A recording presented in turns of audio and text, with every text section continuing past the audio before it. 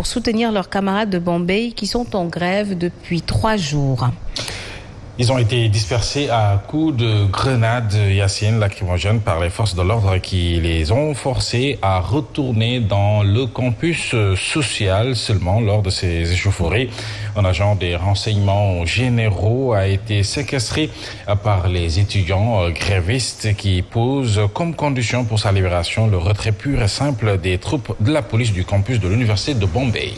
Nous poursuivons avec ce meeting à Louga de Mamour Diallo à Kersering de Louga.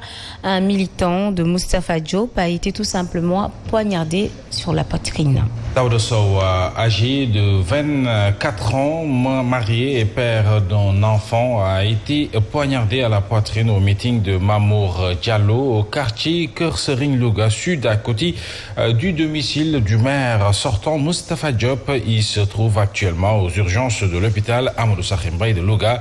Sa famille annonce déjà une plainte. Les femmes membres de l'association des femmes unies et solidaires implantées au niveau des 33 quartiers de la commune de Saint-Louis se félicitent des résultats qu'elles ont obtenus dans le cadre d'un entrepreneuriat qu'elles ont piloté avec leurs propres ressources.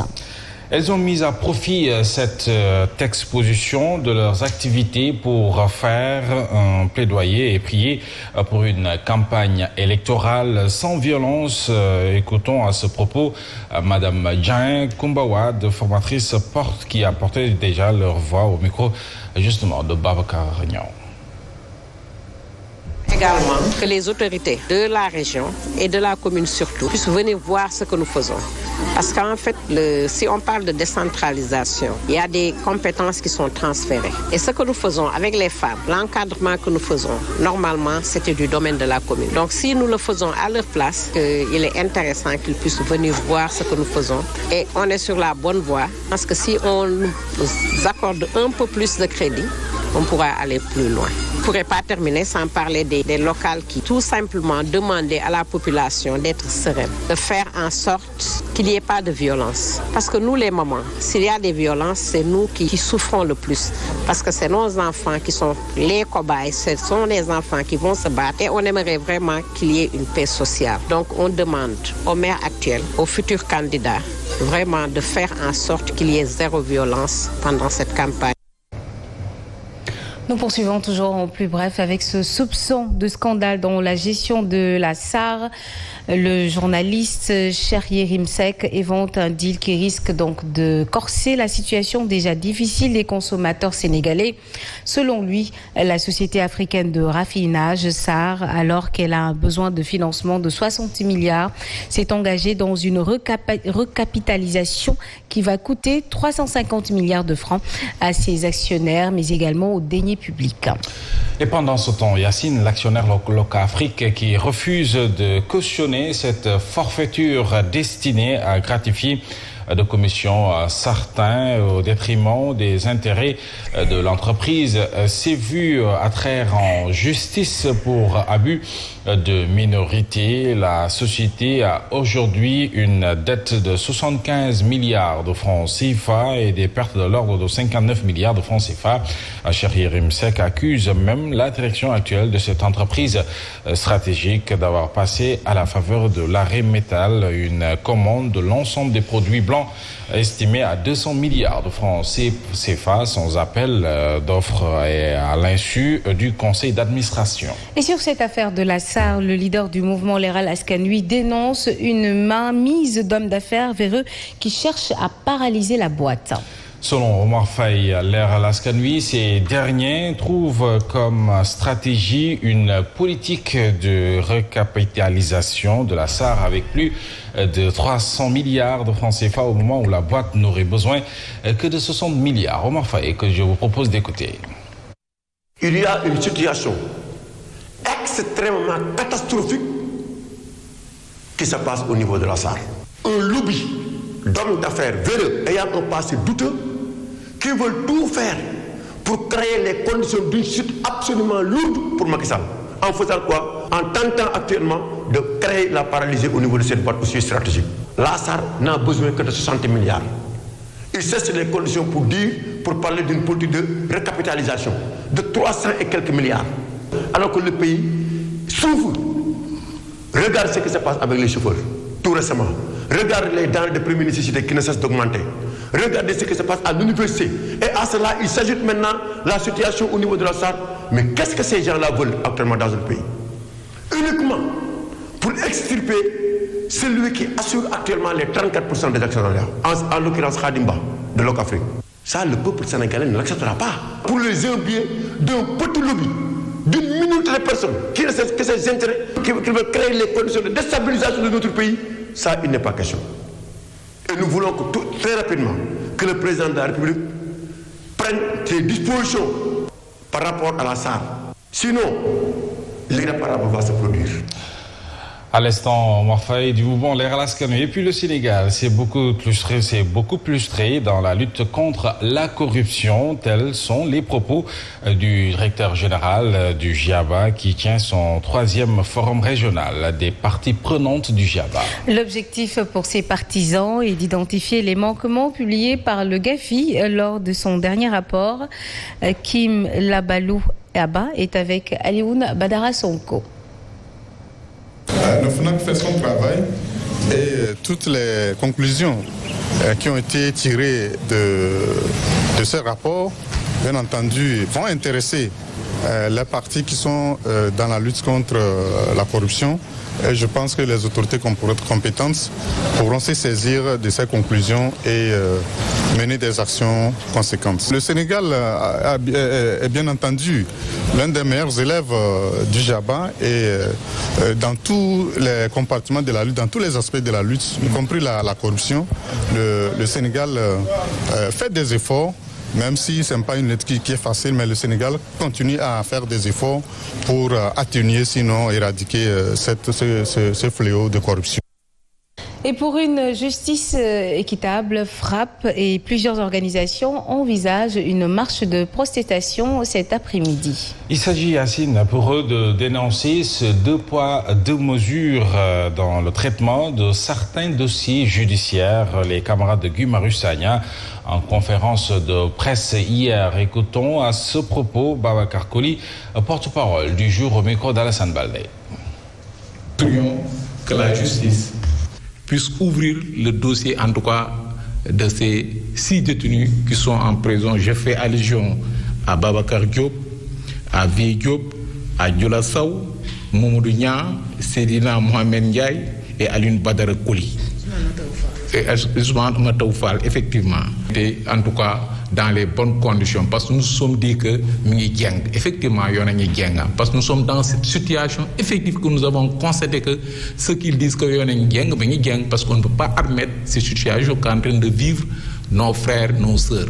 Donc, nous disons à l'État de trouver des solutions pour que nos frères, nos sœurs soient libérés, à défaut d'être libérés, qu'ils bénéficient d'une liberté provisoire. 1,2 million de mètres carrés de terre sont jusqu'ici pollués par des mines dans les régions de Ziguinchor et de Sédhiou. Une révélation du directeur général de l'Agence nationale de relance des activités socio-économiques de la Casamance. Dans un entretien accordé à notre correspondant à Ziguinchor, Ansoumana Sané dit toute son inquiétude sur les tensions liées aux fonciers dans les zones de retour des populations. Toute chose qui pourrait justement impacter négativement sur le processus de paix en Casamance. Abdourahmane Diallo. Malgré les efforts consentis par les autorités dans le cadre de l'accompagnement du retour des populations déplacées en Casamance, les difficultés demeurent encore dans les zones de retour. Des tensions liées aux fonciers inquiètent. Ce sont des tensions qui sont dues souvent à des problèmes fonciers, des problèmes d'ordre social qui sont en train donc de saper la paix sociale au niveau de ces zones de retour. Devant cette situation, l'Agence nationale de relance des activités socio-économiques de Casamance mobilise plusieurs acteurs autour de la question. Réfléchir sur des plans d'action qui nous permettent en tout cas de contribuer à pacifier les relations entre les populations et d'autre part aussi à anticiper sur les éventuels conflits. L'autre équation majeure reste la présence d'engins explosifs sur 1,2 million mètres carrés de terre dans les régions de Sédhiou et Ziguinchor. Au constat, on s'est rendu compte qu'il nous reste à peu près 1,2 million mètres carrés de zones à dépolluer. dans les zones de Goudomp, dans la région de Sédhiou et Ziguinchor. L'ANDRAC, en collaboration avec le CNAMS, travaille à dépolluer ces terres afin de permettre aux populations retournées de vivre dans la plus grande quiétude. Les jeunes mareyeurs de Saint-Louis sont donc très remontés contre les autorités administratives et gouvernementales. Ils déplorent tout simplement les visites, les difficiles conditions de travail au niveau du quai de Djamalai, où il règne une insalubrité notoire et une insécurité des lieux pour les femmes. À cela s'ajoute le manque de financement et autres formations à la suite de promesses non tenues par des politiciens qui continuent d'ailleurs, selon eux, de les exploiter, et cela, ils ont décidé d'y mettre un terme. Écoutons à ce propos Cheikh Dramé qui porte la parole au micro de Baba Grignan. Donc, ce site de Djamalai, on a un problème de l'organisation. D'abord, il y a une autre équipe qui était là. On a des problèmes ici à Djamalai. Le problème d'organisation, le problème de salubrité, le problème d'agrément, le problème de projet de financement, le problème de projet des filles et des garçons. Mais chaque jour, on nous demandera le carte d'identité, le photocopie carte d'identité légalisée. Jusqu'à présent, il n'y a pas de suite. Ce qui nous concerne à 100%, moi, le problème de financement des jeunes et le problème de financement des filles. Donc chaque jour, on a utilisé les gens dans un cadre de formation ou bien dans un cadre de projet. Rien à faire, rien ne marchera pas, rien ne changera pas. Depuis des années, ça suffit. On ne le ferait pas jamais, on ne le ferait pas jamais, on ne le ferait pas jamais.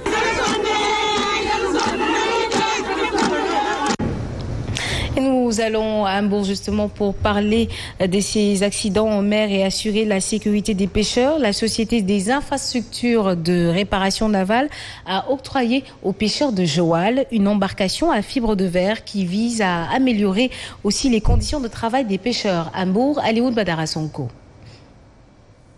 Pour plus de sécurité en mer et permettre aux pêcheurs d'avoir des pirogues dont la durée de vie varie entre 25 et 50 ans, le directeur général de la CIRN a mis à la disposition des pêcheurs de Joal une embarcation à fibre de verre. C'est une dotation en pirogue en fibre de verre et que nous accueillons vraiment avec beaucoup de fierté. Et nous saluons vraiment ce geste ô combien important pour la pêche artisanale au Sénégal. Pour ces pêcheurs, cette pirogue va contribuer à améliorer leurs conditions de travail. Sur le plan de la sécurité, souvent les pirogues tombent en panne, ou en panne d'essence, ou en panne de moteur, ou s'il y a un accident en mer. Donc nous éprouvions d'énormes difficultés à aller à leur rencontre et à leur secours.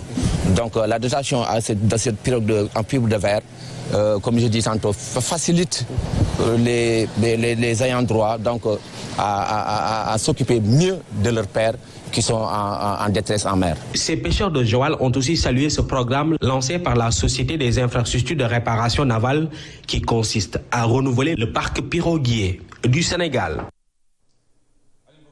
Merci. À Primbourg, cap sur Kaolack, les populations déplorent l'étroitesse des locaux qui abritent l'état civil à l'origine de longues files d'attente, empêchant même certains de se procurer un papier ou document. Certains services de l'état civil restent en veilleuse faute d'espace. Cependant, en réponse à cette doléance, d'autres locaux sont en projet de construction.